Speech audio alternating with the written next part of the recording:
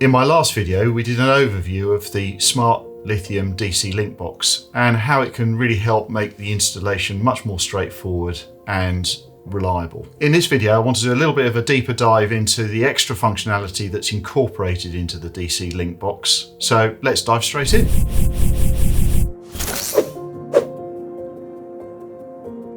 So if we go through this overview page first and just see the general schematic and functionality, and then we'll dive into a little bit more detail as we go. The battery connects power-wise, battery negative onto one end of the shunt, battery positive we suggest through an external manual isolator switch, just really for service rather than day-to-day use. And that feed connects onto F1. All of the fuse numbers are actually marked on the printed circuit board. So F1 is our battery connection. We then have our BMS connections. These are the flying leads on the battery itself. Extension cables are available if the batteries won't reach directly, and that's what we've got illustrated here in the schematic. Effectively, those cables via extensions wiring into the BMS. Our starter or chassis battery connects into the link box with a battery negative going up onto our DC bus bar and the battery positive terminating onto this 125 amp fuse F21. We then have some consumers which we provide fuses for. Fuses 2 and 3 are permanent supply fuses. The first fuse is intended for a Victron Quattro or Multi because that is controlled digitally by the BMS, so it can be permanently connected to the battery. And F3 is a supply for circuits that you will always want to provide with power no matter what's going on with the batteries. So a good example of that would be bilge pumps in a marine application.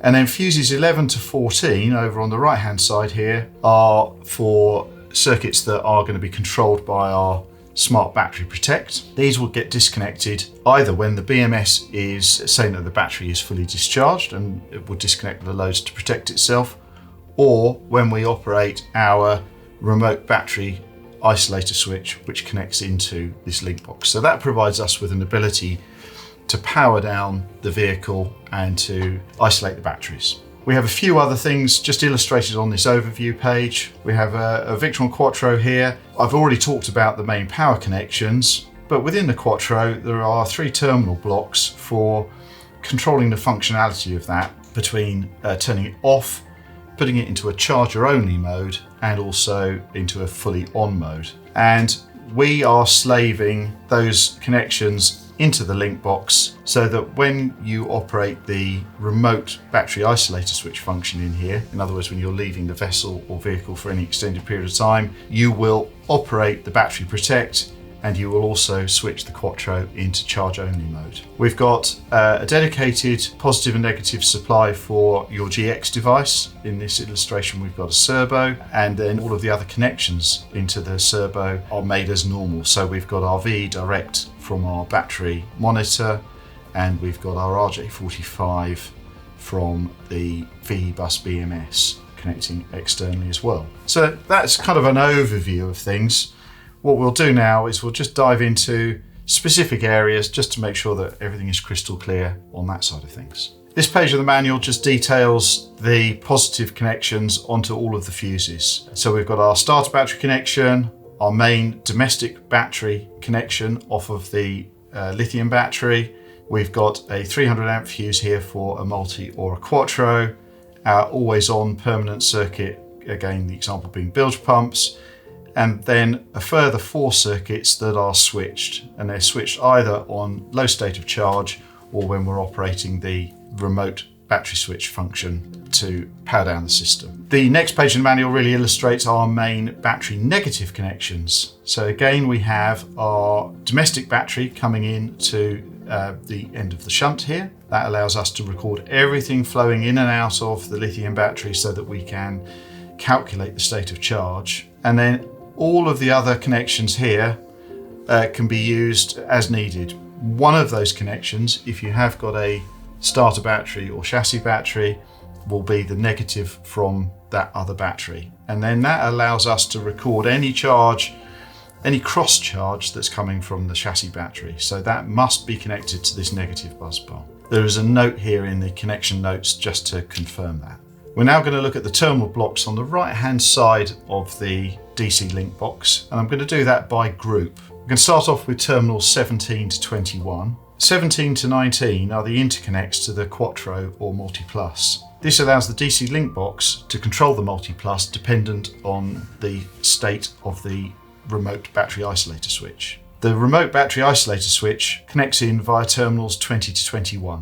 When we ship this panel, there is a link cable between these two terminals so that the whole system will work. If you want to use a remote battery isolator control, that link wire needs to be removed and replaced with a switch of your choosing. Whenever that switch contact is open, the battery protect will be off and all of your switched DC loads will be off, and the Multiplus will be put into charger only mode. When the switch is connected, it will turn the battery protect on so that your switchable circuits are connected.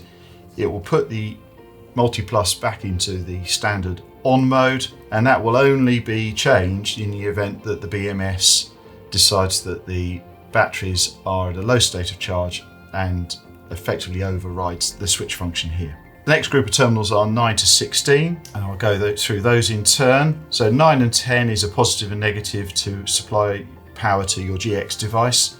These are fuse protected. There are some fuses up in the top left-hand corner of the DC link box to protect these supplies. We then have a second positive and negative connection or power supply. This could be for anything of your choosing, but a good example would be if you're using a 4G dongle for providing a data connection to the servo, then that will need a power supply, and you can take that from these two terminals, terminals 11 and 12. Terminals 13 and 14 are an alarm output from the battery protect. This is a bit more of an advanced setup, and we suggest that if you want to use that you get in touch with us so we can just talk through the implications of using this output. And then finally, terminals 15 and 16 is a remote battery voltage sense connection point, and that allows you to take two wires into the Multiplus or Quattro into the remote volt sense input terminals in the Quattro.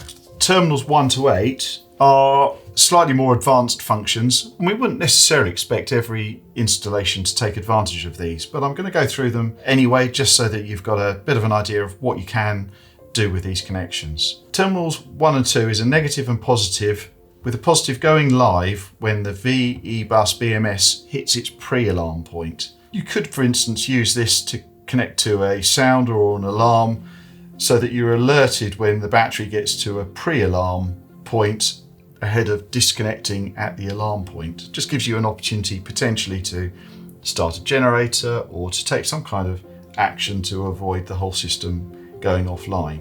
Terminals 3 and 4 are basically the inverse of terminals 1 and 2. So these two terminals are live until we hit the pre-alarm point. So these could be used to hold a circuit on until we get down to a low state of charge before we actually cut off completely. Absolutely, they're kind of flip-flop of one another. Terminals 5 or 6 are designed to control an external charging device, and this output remains live all the time that the batteries can accept a charge. An external charging device could be something like an Orion TR Smart DC to DC charger, could be another Syrix device, it could be a buck boost charger, it could be a wind turbine, some kind of external third-party solar charge controller. Terminals 5 and 6 will give a battery output all the time that the battery is able to accept a charge. And finally, terminals 7 and 8. This allows you to put an external switch in to operate the fuse test button. Within the printed circuit board, we have a little LED next to every fuse. When the fuse test button is pushed, that LED should light up provided the fuse is good. There is a test button on the board itself. Terminals 7 and 8 allow you to use an external push button instead of the one that's built into the board. So finally, we're going to look at the two selector switches stroke push buttons in the left-hand bottom corner of the DC link box. The first one is this test button here. This fuse test button, when pressed, will illuminate an LED next to each fuse, indicating that that fuse is okay. We then have this selector switch, which determines the point at which the battery protect is turned off by the BMS. The BMS has two alarm points, a pre-alarm and an alarm. We can choose here whether we disconnect the DC loads at the pre-alarm point or at the alarm point. If we choose the pre-alarm point, it just means we turn those loads off a little bit earlier, and that leaves more reserve capacity within the battery. However, if we choose the pre-alarm set point to disconnect at, we aren't able to then take advantage of some of those pre-alarm warnings that I have detailed on one of the earlier pages. So the DC Link Box provides us with all of the functionality that you would get from installing these components loose and interconnecting them yourself, but actually also gives you some added functionality that we've achieved because of the way that we've configured it all onto a printed circuit board within the DC Link Box. And those extra functions are accessed through these terminals on the right hand side of the DC Link Box. If you have any further questions, want to find out more about the product, please get in touch.